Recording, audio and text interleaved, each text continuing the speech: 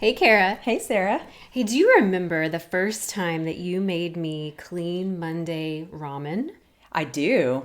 I do too, because I was not a ramen person, and you showed me that I could do ramen in a healthy way. And so their gluten-free ramen seasonings and organic noodles are so good. They're totally allergen friendly, and it's finally ramen that we and I can feel good about. Yes, and seriously, I use the chicken ramen seasoning all the time. And I just ordered their new plant-based vegan protein powder. It is so amazing. It's just 8 clean ingredients, no soy or junk, and it actually tastes amazing. Right? All of their stuff is gluten-free, dairy-free, non-GMO, and no MSG. So all the things. It's just bold, real food flavor that you can feel good about. Yeah, we can't stop raving about it at our house. So here's the deal. Everybody who uses our special link with the coupon code CARA, all caps CARA, will get 10% off everything. And you can grab that code in the description of the show notes below. Seriously, guys, try it. You're going to love it as much as we do. Clean Monday meals, clean ingredients, big flavor, happy you. Hey, Cara. Hey, Sarah. How's it going? It's great. How are you doing? I am doing really great as well. Enjoying this month. We've been talking all about gratitude, and that has been very fun. And today we're just going to continue that fun. We're turning a little bit to talk about joy and contentment, yes. Which I'm super excited about, and also excited because, again, we're not alone I know. sitting in this beautiful home today. I know. It's very exciting. We have our good friend Tammy Lanham here with us, and we're so excited about that. And Tammy has such a good life of joy and stories to tell us today. So we're super excited to celebrate and talk about gratitude and Thanksgiving and all the things with you. Yep. So Miss Tammy, for our listeners who don't know, Tammy Lanham is an amazing mom of 4 boys. All boys. Boy mom. Yeah. She and Brad have been married for how long have you and Brad been married? 42 years. Wow. 42 years. That's awesome. That's incredible. You have 6 amazing grandbabies. So we all attend the same church, which you and Brad have actually been a part of for what, 30? Almost 30 years. Almost 30 years. So founding members of our church, which is super exciting. And fun fact about you that maybe most people don't know, you have a walk-up song that is your life song that is Celebration by Cool in the Gang. So that's just so Tammy. And where do you use said walk-up song? Just whenever. Oh. Whenever I'm walking up. Like sometimes just walking into the kitchen, you think I should just play singing, this? Celebrate good times. Come on. Yeah. Sounds about right. That is you. When I think of you, that is the song now that will always come in my head. Good. Because you are always about having a celebration. That's so good. That's awesome. Tammy walks in joy. Yes, that's very true. So, Tammy, we're just so excited. The reason why, when we sat down and talked about, okay, what are we going to talk about? November, we're talking about gratitude, and we want to talk about joy and contentment, and just, October, we talked about desert seasons. So it was this month of walking with the Lord through the hard things, and then kind of turning the corner, moving into the holidays, and just the idea really of celebration. So your perfect song. And so for us, we both have known you and your family for a long time. And I do think that so many people, when they think of you, think of joy. Is that something that you are aware of? Is that something that you have heard before? Is that something that's intentional? Or did you just come out of the womb with Cool in the Gang playing in the background celebration? Oh, if only I were that young. Yeah. I do think that it is something that God put in me to be joyful. Also, if I'm feeling down, if I'm feeling depressed, I don't like it. I start looking for every way I can just to get out of this and just really get my eyes back on God, back on Jesus, back on what is good, what I can be thankful for. So I really, I just don't like being in that season of not feeling joy. How's it been for you through situations in your life whenever there have been longer stints that have been hard? Because I know you've walked through some, which you'll share with us, I'm sure. But, when there's longer sessions of life that are hard and you're still trying to have that joy. Probably a lot of time I've spent in denial during the early stages of some of that, I'm just thinking about the season of COVID where I wanted to be out doing things, celebrating, and we were all, stuck in our own little bubbles, and it was a really hard season. I don't think I even realized how hard it was until after it was done, and how in despair I had been for a lot of that. But yes, just finding those moments then during that time, just to turn my focus back to God, realizing He's the one who's always with us, even when no one else can be, and finding that joy in Him.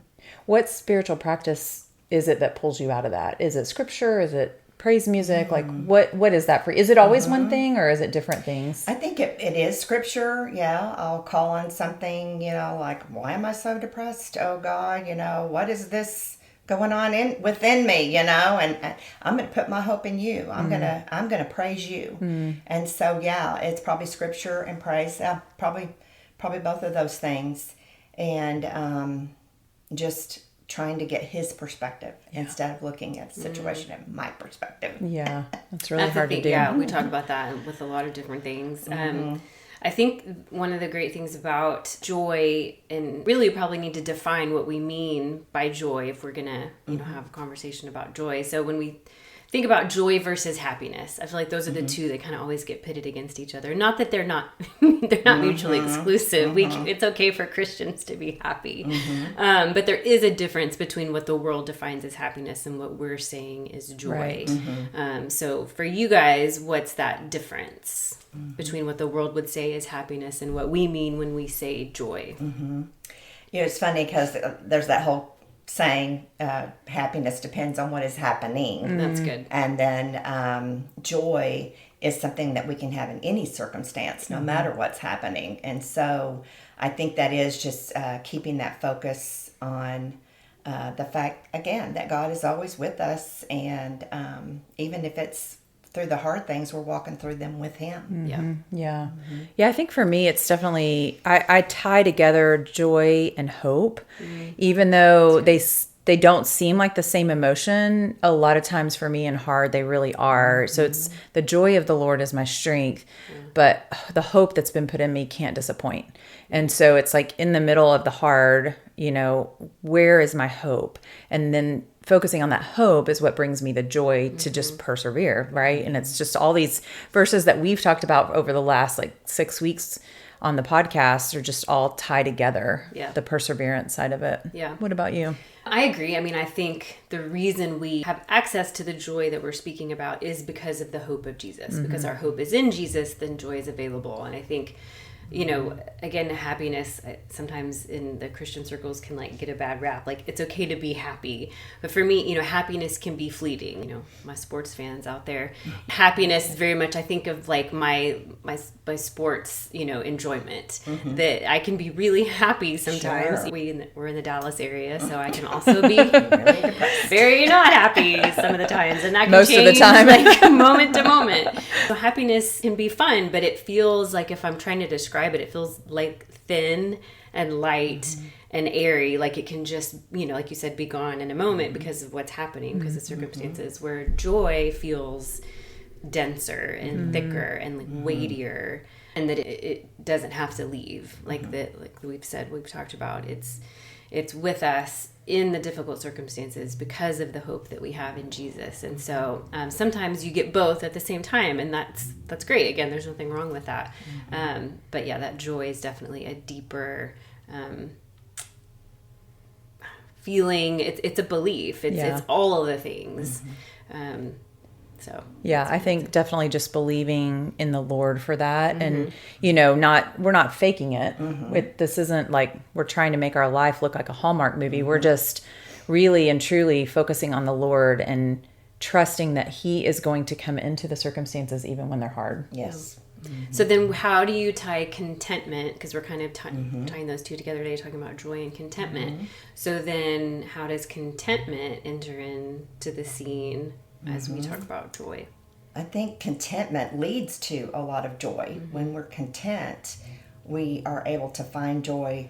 In fact, a scripture that I love, and I'm going to read it in case I forget exactly what it says, from Paul in Philippians 4 in verse 11 says, I am not saying this because I am in need, for I have learned to be content, whatever the circumstances. Whatever the circumstances.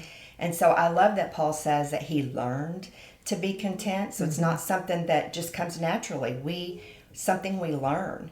And I think about, there's all kinds of things that I have been discontent with in my life. Like, it can be your body. I used to wonder why God gave me such a round body on such skinny ankles. But, and then there's your family. You can be discontent with the way things are going there, your finances, your home. I used to think, wow, I'd go to friends' houses and think, oh, this would be a nice home to have. But what I have learned is that God has given me the house that I can take care of. He has given me the house that is best for me. And my husband always says, God has given me as much money as he wants me to have. And so just accepting and being satisfied with what God has given us and being satisfied with God himself, that is what is really able to make us content. Yeah. I think too, you pointing out contentment we've talked a lot about our perspective shift and choosing to look at things from a different perspective. How does the contentment and the joy and the perspective shift then translate into just living a joy-filled life for you? There's a lot of things, even at this point. I mean, I could be jealous of or discontent with people that have more grandkids than I do, And so it's like, no, you've been given the amount of grandkids that you can handle. And if any more come, then I can handle that. And just continuing to accept that, when you start adding daughter-in-laws, in-laws to your family, and everybody is doing different things for the holidays, or it's learning to be content in those situations, learning to hold that loosely, loving and enjoying the people that are in front of you for every holiday, not grieving over the fact that you don't have everybody for those things, but just learning to find contentment and joy in the situation that God has you in. Yeah. And holding everything else loosely. Yeah, that's great. That picture of kind of letting go of expectations. Yes. Because and we all know that, we've heard that lots of times, that where expectations and reality, that gap, that's where disappointments come in. And I do think the older I get, especially in marriage, the more I realize, okay, the more I don't have all of these, ideas or expectations, man, just the easier it is to just be happy and enjoy what comes.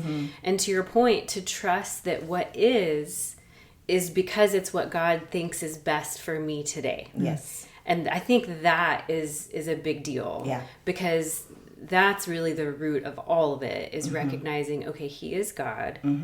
He's in charge. He's in control. And so do I believe he's good? Like, that's really what we're saying. Like, at the heart of this, if I believe he's good, that's like that first domino. If I believe he's God and he's good, then that means what I have is enough, more than enough.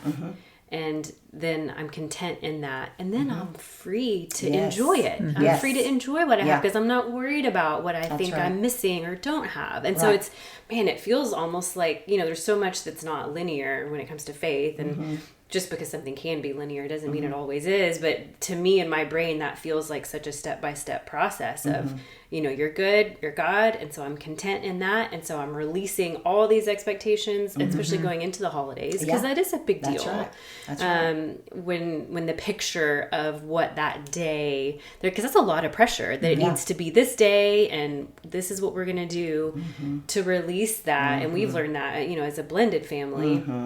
That's one of the benefits, I would say, is we have always kind of held that loosely, because the day shifts depending on the schedule, and now we're not on a schedule, but now we have, a daughter-in-law who has a family. And so all of that, just to say, like, man, releasing all those expectations means, okay, God, I trust it all to you. You're in control. And so now I'm going to go just enjoy what you have given me. And so that is like, man, feels a bit like a mic drop moment. Like, are we done? Should we just wrap it up? I think that, too, what happens when we're discontent is we start moving into complaining, negativity. And I heard Ann Voskamp say, if God inhabits the praises of his people, who inhabits the complaints of his people? Yeah. And I thought, wow, that's powerful. Yeah. Yeah, I think that, when we are in that, we talked about lamenting last month. So one of the steps of lamenting is actually bringing your complaints to God. But when we are just complaining at large and just speaking it out into the air and to anyone who will listen, that's just like cracking the door for Satan to step in and cause that discontentment and cause that disappointment. And what you were saying, Sarah, about like just He is God and He is good. When we can live in that space of feeling loved, and then just life just feels easier, not that life feels perfect, but it feels lighter because we just are living from that place, being driven by that love. Yeah. And those places of imperfection, that things maybe aren't how we hope that they're going to be someday. It's saying that, yes, I can acknowledge that, but God, I trust you with it. And just like, our kids or grandkids or whomever, when they're with us, they're not worried about, they can just go play and have fun. And so it's that childlike faith. I think of that a lot, of just the freedom to like, things aren't perfect, but that doesn't mean I'm not going to go play and have fun and enjoy all the things. Yeah. Yeah, that's really good. So as we were talking about gratitude the last couple of weeks, we're kind of like weaving this beautiful quilt together, but how do you see, and we've talked on it a little bit, but some of the passages that we talked about earlier in this month of how gratitude brings us into His presence, and in His presence is fullness of joy. And so again, you kind of have this, beautiful process of letting us know that how these things all kind of work together. And so for you, how does gratitude work into your relationship with God and just having that joy and contentment? I'm just constantly reminded of the grace of God and what He's done for me. I cry about it even thinking about it now, but I think just trying to stay there and just realizing that every day that I have is a gift from Him. And then I thank Him for little goofy things all the time. My pillow, that something went right, that I was cooking. Absolutely. Just all these. I think just being grateful for the small things just helps me to stay focused and keep receiving what He wants to give me. Don't you feel like whenever we can be grateful for those little things that seem silly, then when the bigger things come, it's so natural. Yes. It's not just an afterthought. Like, just say you had been praying about a job and you got the job. It's not an afterthought to thank God for that. Yeah. Like I told everybody, I texted everyone, I put it on social media. Oh yeah, I need to thank God. It's more of like, He's the first place I go because I've been practicing it in all the other things. Yeah. And even in those little things, that's what also leads us to that contentment. God, you are blessing me in these small spaces, which helps me remember that you are pursuing me. You are working things for my good. Yes. Yeah. Exactly. That's good. I agree. I think it goes back to the verse that you talked about earlier of learning to be content. And I think it's the spiritual journey, the spiritual walk, it's all a walk of learning and of practicing and of trying and of failing and of getting up again. And so I think it's always remembering that, because so much else that we do in life, we start school and we graduate from high school, and if we go to college, maybe we graduate, maybe we don't, but things are kind of built to come to an end. Like you graduate from something, you go on to something else, and so I think that can sometimes trip us up, because while we're always growing and we're always learning, we're not going to reach that full maturation. We're not going to cross the finish line until we're like really crossing the finish line.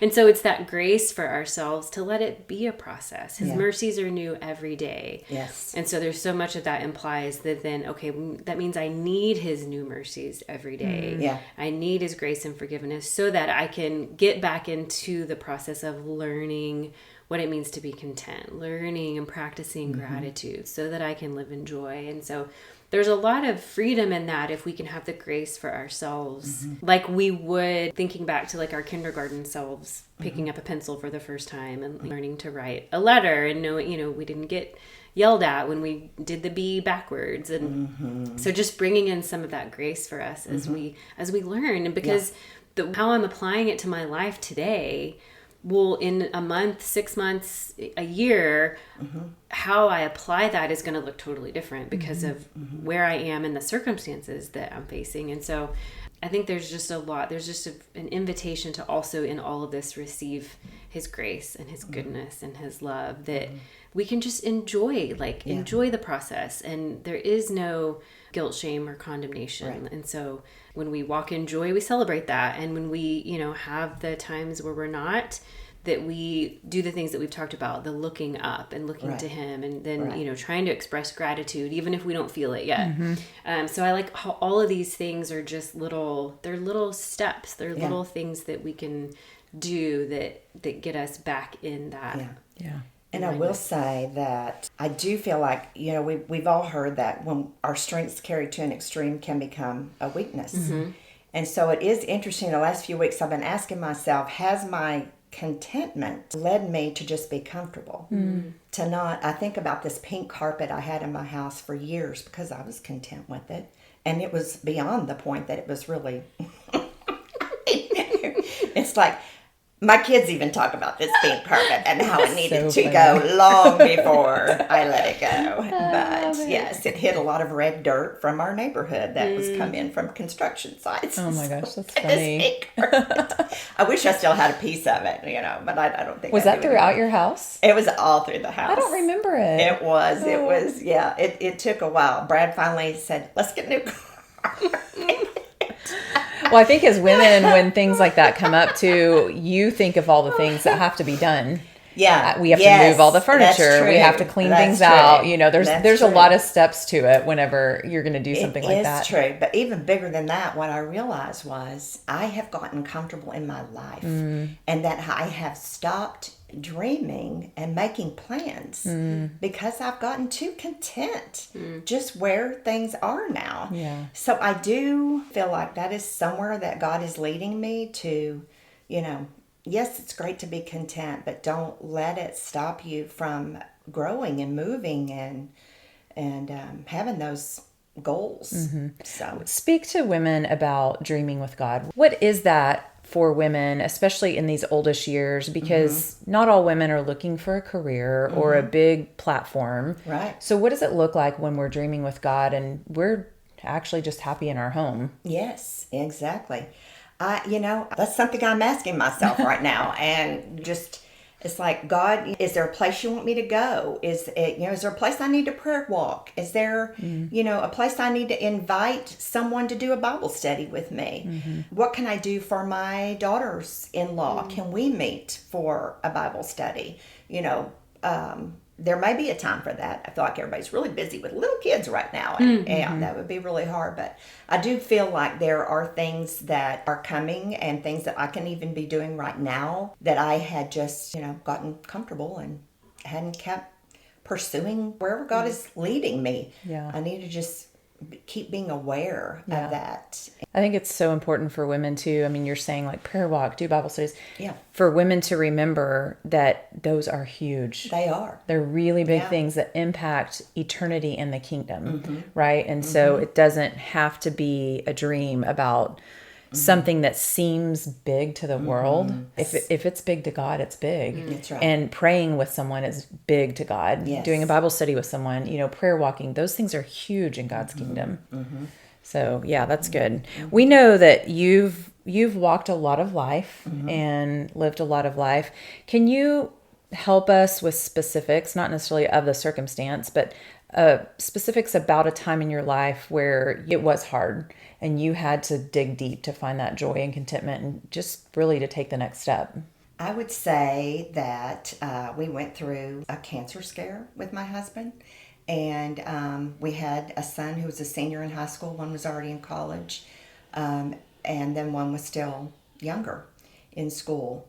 And it was, it was really, really hard. I think we thought that it was just going to be, he had a medical procedure. We thought, okay, I'm going to have surgery. It's gone.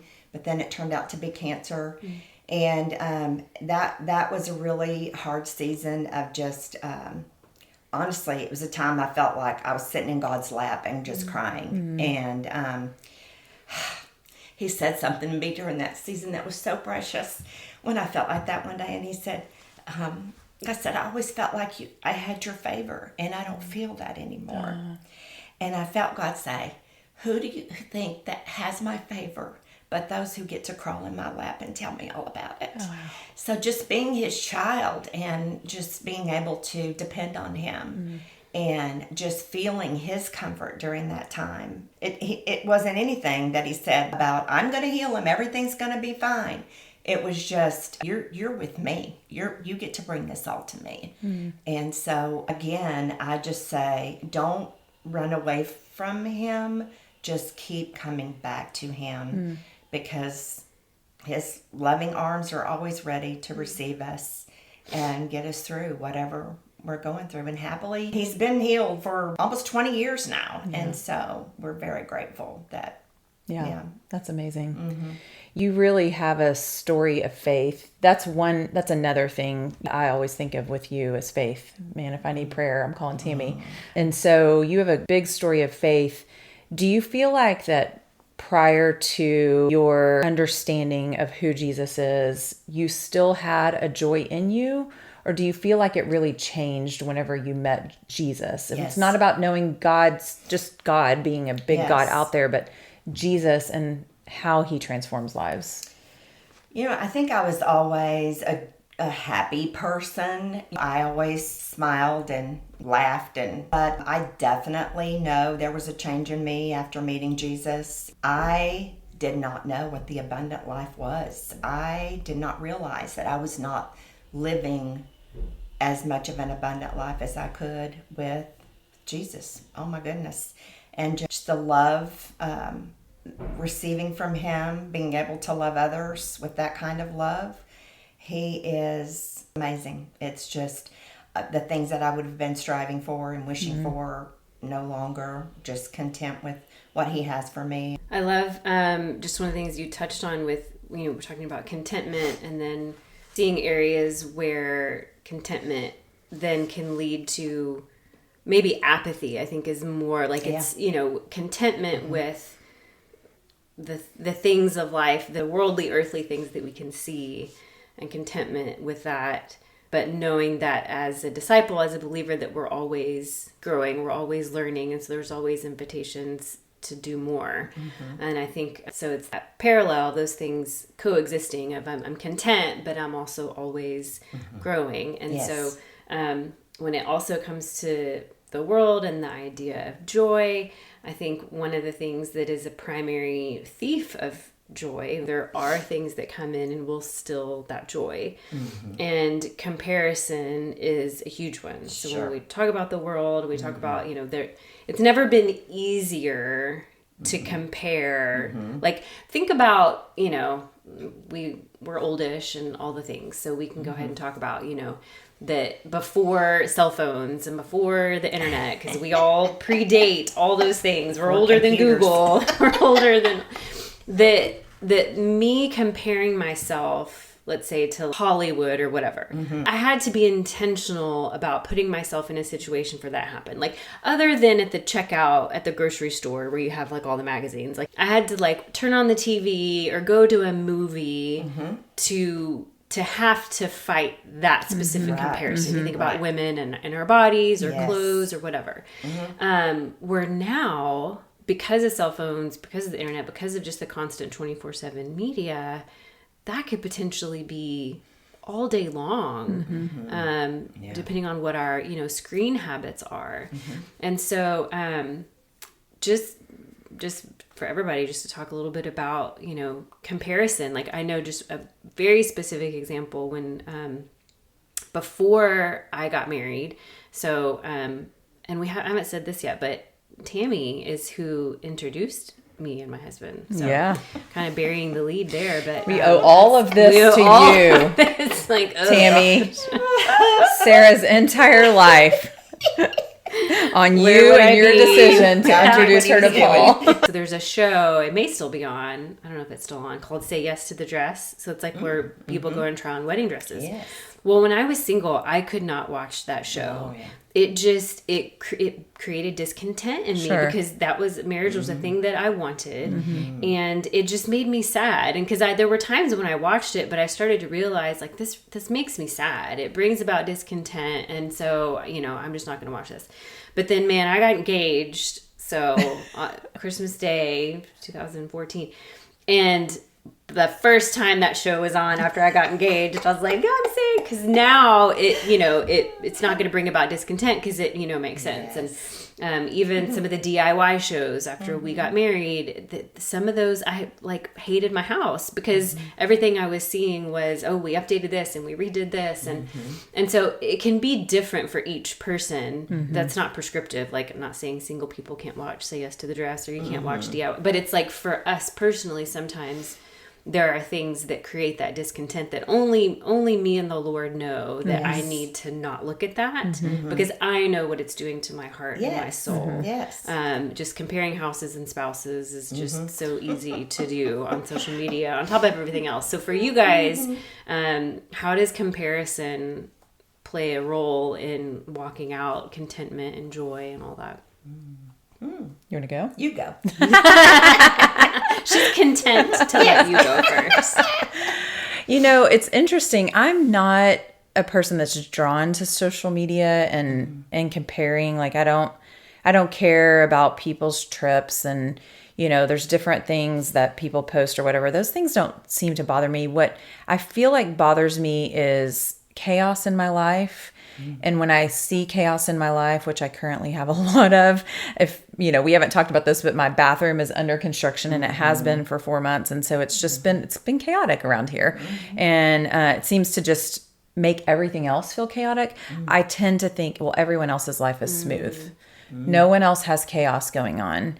The other thing I think that at times that I will compare, like on social media, is more of like when people post things about their kids or grandkids, I think to myself like, oh man, I sure wish like I had that for my kids or grandkids, or, that we were in that place. And so it's more of, I guess, life circumstances around me that I would just like peace and order and calm, and for everybody to be reading their Bible every day. Like those are the things that would make me super happy. And then when I feel like those things aren't happening, it tends to make my soul like at unrest. Thankfully, the Lord freed me from body comparison years ago. And I don't feel like that's really a struggle for me. I say that, and I could turn on social media today and it could be, but right now in this very moment, it's not. So yeah, it's more of just like, is my life peaceful? Because those highlight reels that we see on people's social media leads us to believe that everyone else's life is peaceful and everything's smooth. Yeah. So yeah, that's where my struggle tends to come in. I think the thing of learning to be content, so over the years, I think I've learned, not to compare myself to people in most ways. We all know that, social media is everybody's mountains and none of their valleys, So, there's things that go on. I'm sitting here trying to think, what am I comparing myself to right now? Probably nothing. Not your carpet. Not my carpet. I maybe should be, but I'm not. So anyway, I don't know. I'd have to process that. But there definitely were times that I dealt with comparison in some areas. Yeah. I do think that social media has made us believe that life events for everyone else are fun and easy. Recently, one of the pastors at our church said something to me. I had just finished a project and he said, that's really cool. Like what you did, that was really cool. And he said, but I know that there was a lot more hard than cool.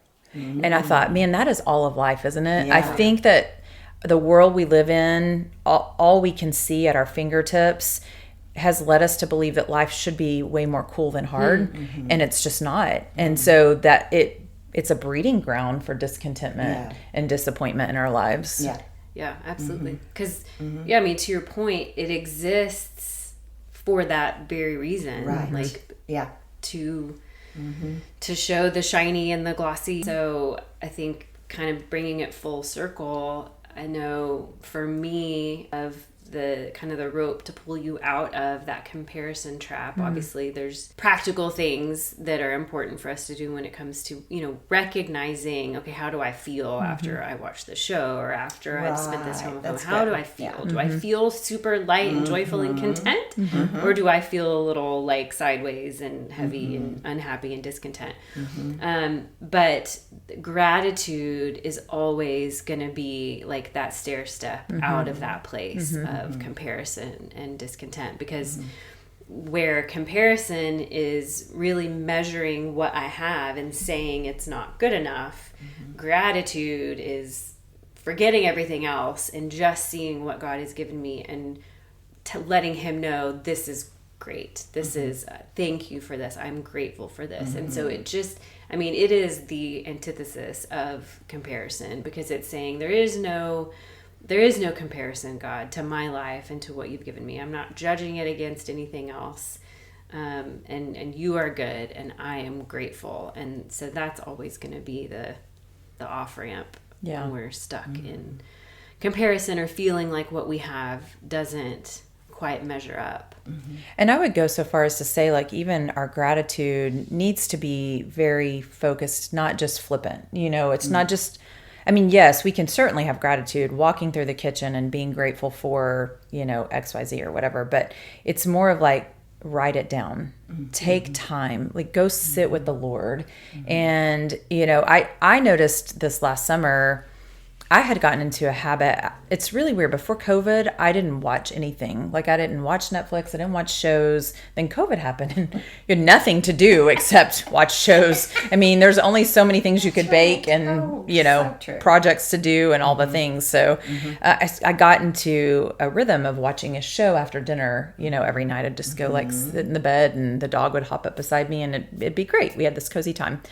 And this last summer, I really had a goal of memorizing a big chunk of scripture. And so I started spending time after dinner going and sitting outside and working on that scripture. And I realized after a couple months, I was like, I haven't watched any shows, and the lightness I felt. Yeah. And it's not like I'm not watching like extreme violence or, sexual oriented shows with bad words. I'm watching like what we would call clean kind of shows. And still there's this weightiness that the world put in my heart just by turning that on every night and focusing there. And then in that scripture memorization, what happened was that I had so much gratitude because the Lord was revealing things to me and showing me things about the scripture, because I was forced to meditate on it, to memorize it. And there was just this immense gratitude, which then drove me to like, I need to get back to a gratitude journal and, doing those things. And so I just think like the gratitude it's such a big piece of it for sure. Yes. I agree. Absolutely. So we talked about so many great things. Cara and I, from the beginning, have kind of claimed this oldish idea. And so as we were talking with you, of we think your oldish goals, like that's, the oldish club and oldish goals. But you've had some fun with that kind of thinking and processing your own oldish journey. And so you can share with us a little bit about some of the, if we're following in your amazing footsteps of what we're going to get to walk in. We all want to be Tammy when we grow up. Well, I had a few weeks ago where like so many things happened. I said, when do I have to drop the ish off this oldish, that I'm just old? Yeah.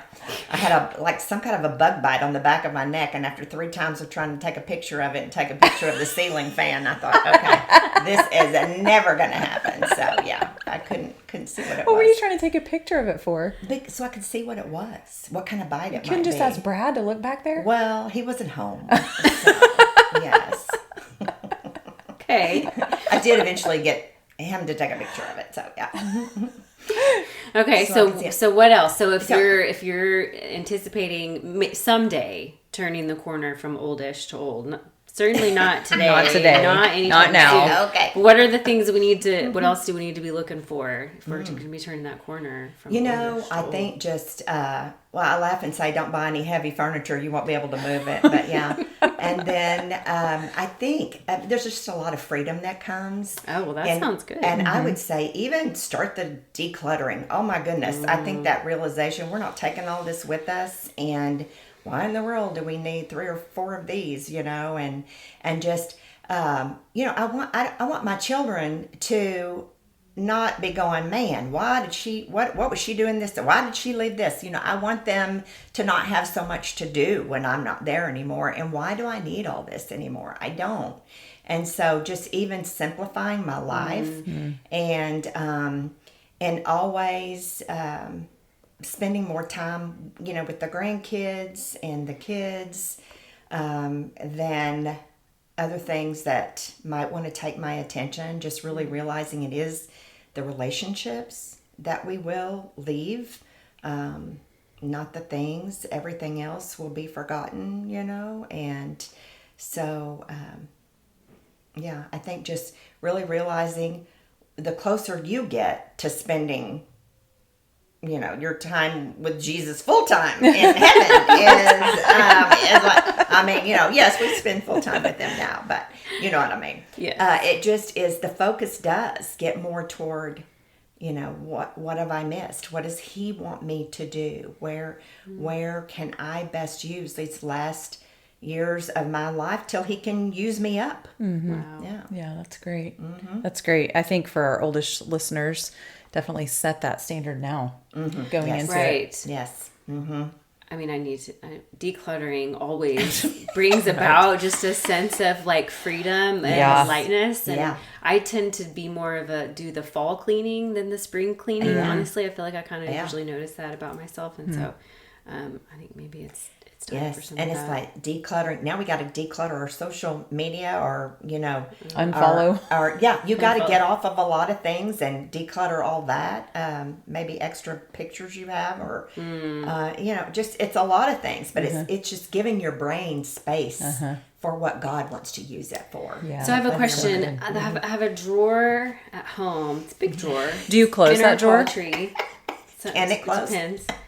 It's full of cords. Oh yeah. And wires. Oh man. Yeah. And so what I hear you saying, Tammy, is I need to go home and declutter that drawer of all of these useless cords and wires that we're not using for anything. Is that what, and I'm hearing you correctly? How's that going to go for you when you do that? I don't know, maybe we'll find out. I think I gave away like a cord that went with like a little electric piano, and so now there's no way to charge it. So yeah, be careful about giving away too many cords. I know. It's hard to know. That's awesome. We all need a cord expert to come in. Oh my goodness gracious. Oh my word. I think I live when in with doubt, one. throw it out.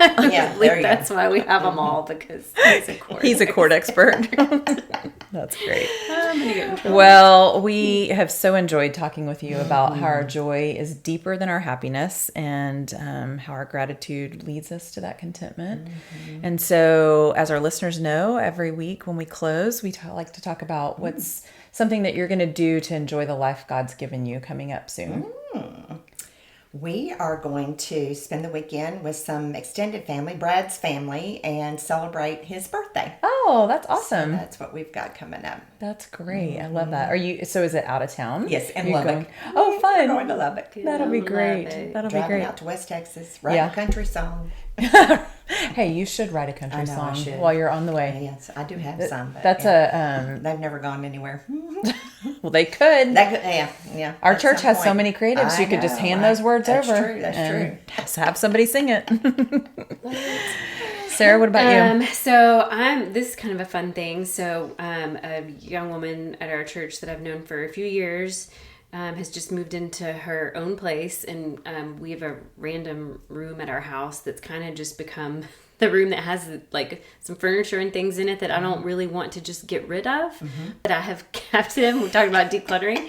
But this young woman that now in her place has some room for some of these things. And so, she loves pink. And so some of the stuff that came out of an old room that had like a pink lamp and a blanket. And so I'm not a hoarder, but if I lean a little bit, it's definitely more that direction.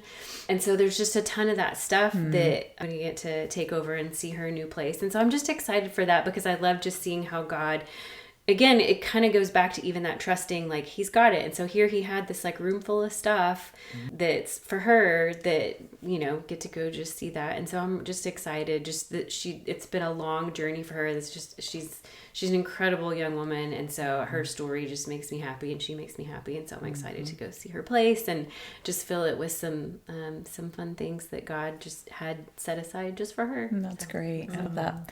Well, I get to have lunch with a girl from our church this week. There's a 16-year-old girl that is precious and she doesn't think I'm weird. And she actually said she thinks I'm a little cool. So that's a big deal. It is a big deal. Yeah. We've been having lunch occasionally for the last few months. So it's going to be fun. Get to see her and have lunch with her. I actually really love hanging out with her. And she goes to the school that my kids went to. And so it was so weird for me. The first time I walked into the school, I was like, oh, I did not think I'd be back here. But it was a very sweet moment. The Lord actually gave me space to be able to pray with someone when I walked in those doors, someone that I hadn't seen in years. And so, I'm very excited about that. Yay.